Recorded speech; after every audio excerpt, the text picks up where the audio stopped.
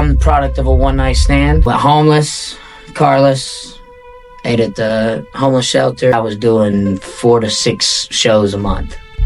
All right, guys, I'm AOA, and this AOA Shed. Today we got BN8. How's it going? Yes, sir. Thanks for coming, man. Yes, sir.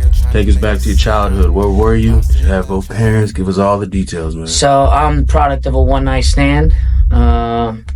Kind of got the best of both worlds with my mom and my dad. My mom was in prison, in the ghetto, drug stuff, it is what it is. And then my dad was a business owner, actually ran a company. His biggest competitor was Dale, or he was Dale's biggest competitor. So I got the suburb life as well. And then I bounced around as a child. I'm originally from Alabama. So Birmingham, Coleman, Alabama. Coleman is like almost like an Auburn for Fort Wayne. It's like a small hick town. So I also got being brought up in the sticks as well. So you kind of got a blend, really. What was the move like? Your dad moving up in levels, or what causing you to move? Well, I was a very disruptive and angry child. I went through a lot of traumatic events in my life at a young age. And it was what it was. I actually got locked up in juvie. Well, basically juvie from 16 to 18, which essentially straightened me out. So, yeah. Oh, yeah. Now let's say middle school, were you into sports or were you just outside? I pretty much have played pretty much anything. So early on, I was in Taekwondo. I'm a first started black belt in Taekwondo. Then I moved on to baseball, which I've always been the small, so I got aggravated that all my friends could hit home runs and I couldn't. But I would predominantly always get on base. And my dad was trying to explain to me, hey, that's better than being a home run hitter. But I wasn't trying to hear none of that. So I ended up playing soccer and basketball. And then in high school, I played football. And weight meet, and then on the off seasons of that, I did boxing, trained boxing. Didn't ever have a fight, but yeah. So you were always active? Yeah, always active. So then what was the incidents or things that led into the juvie situation for you? Just being disruptive, drugs, you name it. Oh, yeah. I was a very angry child. So. Did that lead to success in sports for a little bit? Yes and no, I'd say. I mean, I feel like a lot of it was me just trying to be active and fit in as well. I mean, I loved football. Football actually was the one thing, that and Taekwondo were probably the two things that I actually fell in love with, besides lifting weights. I went to weight meet for 2 years in a row, won Coleman County. So that was something that I was really interested in. And then over the years, I just gave up on it. Was it day-to-day life. Was it ever a hard time moving or adjusting to a different situation? Like you said, you went from the sticks or you lived in the suburbs. Yes. What was the hardest adjustment? I feel like that was a lot of the problems that I was so angry all the time. The outbursts and stuff. So yeah. Have you been able to maintain friends from Alabama till now? Yes. One of my best friends, he's pretty much like a brother to me. His name is James. I have known him half my life, and we still talk all the time. His son was my first nephew. Then I have a niece and another nephew from him as well. His whole family is like family, so. Hell yeah. So when you got out, can you explain what happened in your life? What transition? Did you find the right job that you wanted to travel? Can you explain what happened after that? So actually, after I got out, I I didn't graduate high school till I was 19. I was held back in K5, a bunch of surgeries and just yeah. So after that, I went back to school, and they kicked me off the football team. It's when I started smoking weed a lot more, doing pills, drinking, just didn't really care. So I was when I graduated high school, one of my teachers actually told me, you know, Nate, you got to be probably one of the dumbest smart kids I know.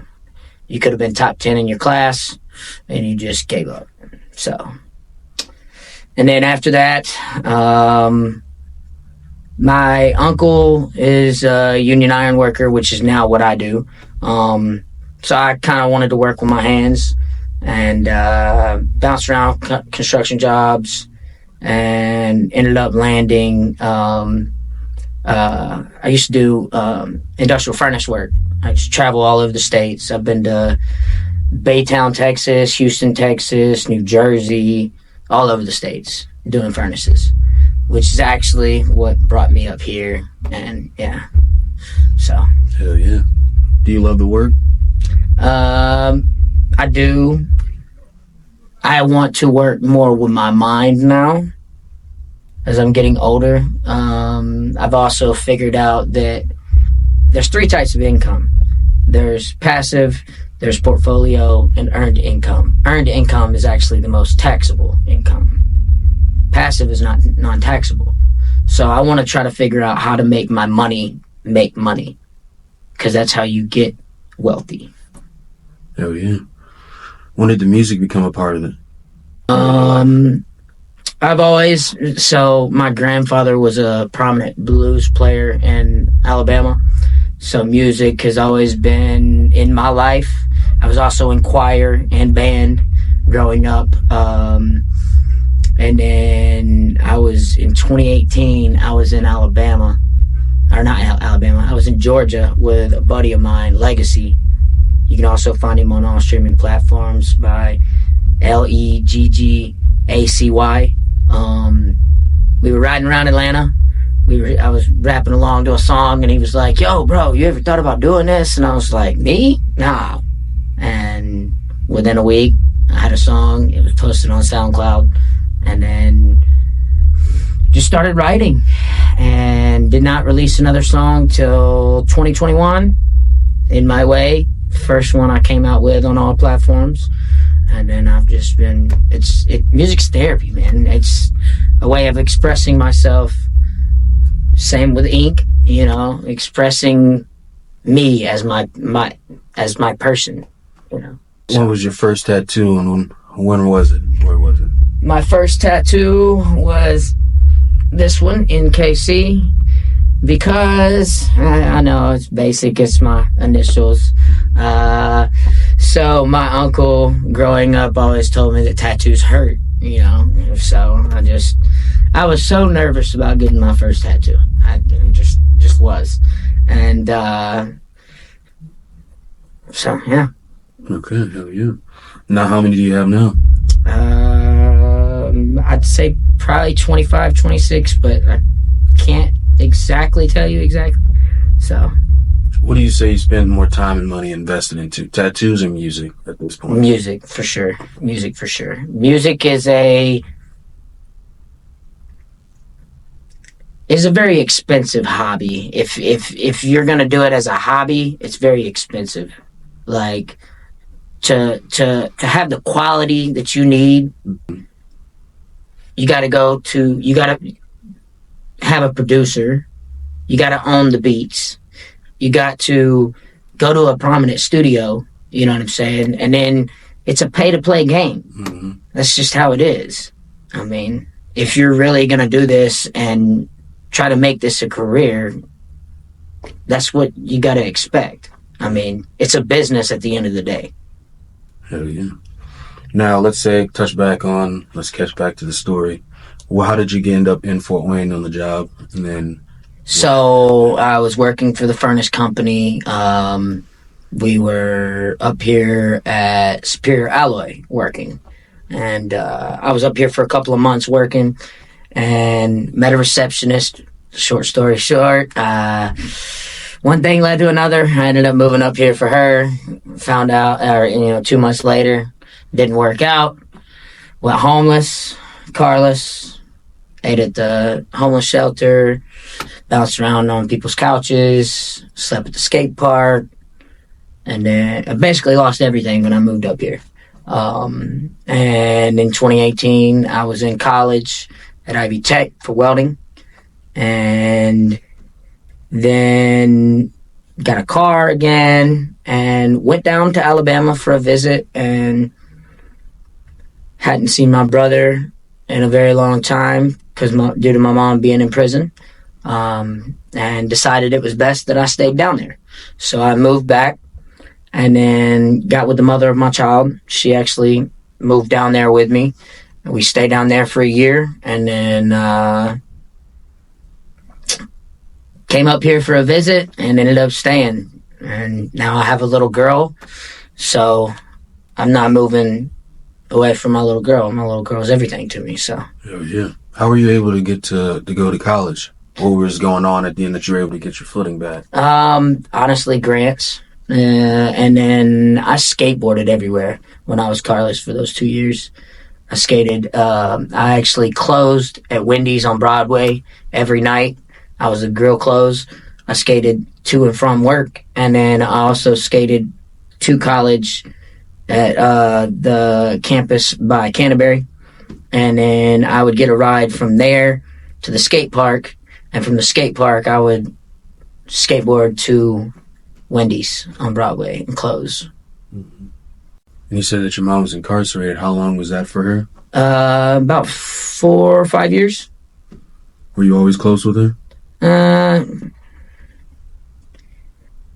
She gave me up, but yes, I've kept a relationship with her. I've always,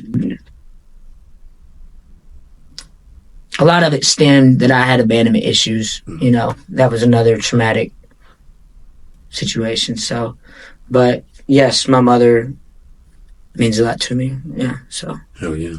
Was she a role model, like your motherly role model? So my father married my stepmom, and she kind of filled in a lot as well. She is a very, very Christian lady, and she instilled a lot of values into me as well, just as well as my father. Without my father, I wouldn't be the man I am. He taught me, you gotta man up, you gotta work, you gotta provide for your family, and every parent makes mistakes, you know what I mean? So I don't fault any of my parents. I'm the man I am because of what I've went through. So would I change any of it now? No. Hell yeah. Because it made me who I am. Hell yeah.